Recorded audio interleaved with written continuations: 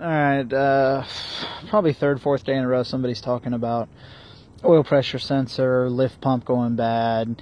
We keep going back to the relay mod, so I'll throw a video on here.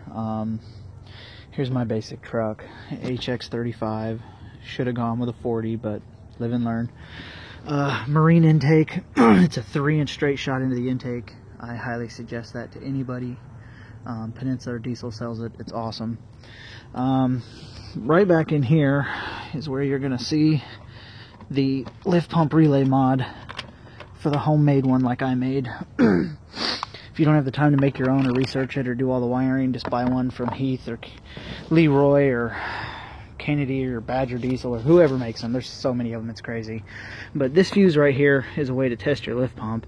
Just run a power wire from your battery straight to that fuse, and that'll tell you if your lift pump comes on and starts making noise. You can pop the bleeder, you'll know.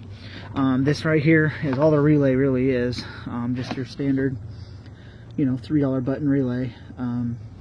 You cut into the activation wire off the oil pressure sensor, so as soon as the oil pressure sensor picks up 3, 4, 5 psi, whatever its close rate is, it sends a signal straight to this, which then this is activating the lift pump, not your oil pressure sensor. So you're no longer burning up that oil pressure sensor trying to read pressure, send to the gauge, send to the lift pump, and make sure everything's working. The wires inside that thing are tiny. I mean, they're weaker than speaker wire on these little old metal terminals, and they overheat and snap like a 10 amp fuse. This right here is your best bet. Like I said, it took me a little bit. I've got everything wire loomed and covered, so I'm not going to get into all that, but it's really easy. And while you're in there doing that mod, what's good about Leroy's kit is that his has a self-priming feature, so as soon as you kick the key on and your glow plugs come on, it turns on the pump. Whereas because I did mine myself and I was in the mood to be cheap, mine runs to a switch right here, and as soon as I flag the switch, you can hear the pump. Once that's primed up, as the glow plug light goes away, hit the truck, start the truck, turn the switch off. It runs off its own electronics. It's just a better way of doing things. Yeah, so just a quick idea to see who I could help. While I'm already under here, another thing that people talk about is the S&B air intakes and the other cold air intakes, and you'll see a big hot air cone right here that some idiots think is cool.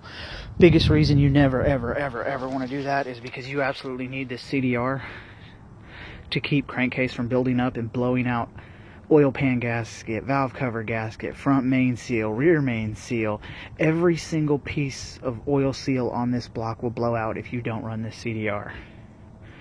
My own personal opinion, if you can afford to wait, you can hunt, you can find it online, go with the K47 airbox.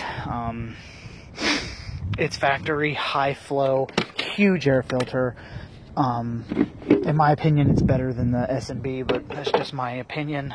You do what you want. You have this set up here, and then the gauge here will tell you when it starts to get clogged. You just replace this element, and this is allowing a huge amount of air straight in. I mean, that's a 3-inch inlet. Goes straight into the turbo. Off my turbo, I've got straight 3-inch 90s into a 3-inch air intake, which beats that dinosaur flat box to the end of the world. I hate that flat box intake. I think it creates more heating problems for these engines than most other factory mistakes. There's the Dream Cruiser. But instead of being 3 inches, the factory intake looks a lot like this, and it smashes that intake down smaller than my thumb. And then it puts a boot right here to restrict flow even harder. This thing is the epitome of garbage. Everyone should get rid of it, throw it in the trash. But anyway, hope that video helps some of you guys. If not, I got nothing better to do. I'll waste my time.